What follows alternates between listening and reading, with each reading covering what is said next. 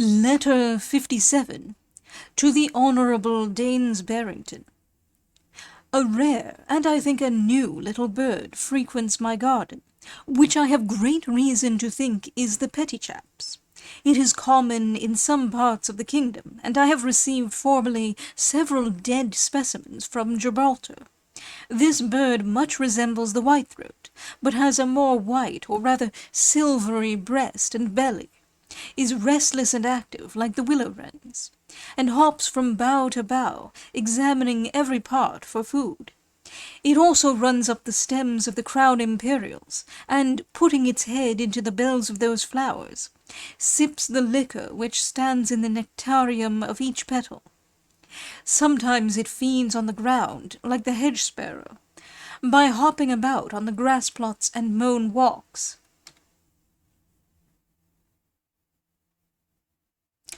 One of my neighbours, an intelligent and observing man, informs me that, in the beginning of May, and about 10 minutes before 8 o'clock in the evening, he discovered a great cluster of house-swallows, 30 at least, he supposes, perching on a willow that hung over the verge of James Knight's upper pond.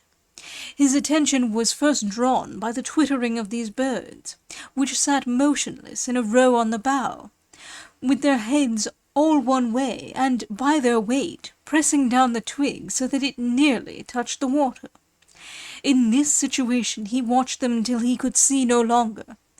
Repeated accounts of this sort, spring and fall, induce us greatly to suspect that house-swallows have some strong attachment to water, independent of the matter of food, and though they may not retire into that element, yet they may conceal themselves in the banks of pools and rivers during the uncomfortable months of winter.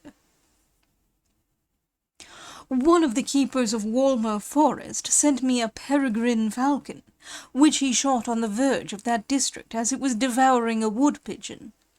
The falco peregrinus, or haggard falcon, is a noble species of hawk seldom seen in the southern counties. In winter 1767, one was killed in the neighbouring parish of Barrington, and sent by me to Mr. Pennant into North Wales. Footnote. See my 10th and 11th letter to that gentleman. End note. Since that time I have met with none till now. The specimen measured above was in fine preservation, and not injured by the shot. It measured 42 inches from wing to wing, and 21 from beak to tail, and weighed 2 pounds and a half standing weight. This species is very robust, and wonderfully formed for rapine. Its breast was plump and muscular, its thighs long, thick and brawny, and its legs remarkably short and well set. The feet were armed with most formidable, sharp, long talons. The eyelids and cirri of the bill were yellow, but the irides of the eyes dusky. The beak was thick and hooked, and of a dark colour, and had a jagged process near the end of the upper mandible on each side.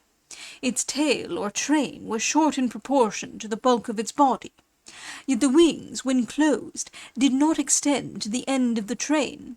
From its large and fair proportions it might be supposed to have been a female, but I was not permitted to cut open the specimen. For one of the birds of prey, which are usually lean, this was in high case. In its craw were many barleycorns, which probably came from the crop of the wood-pigeon, on which it was feeding when shot.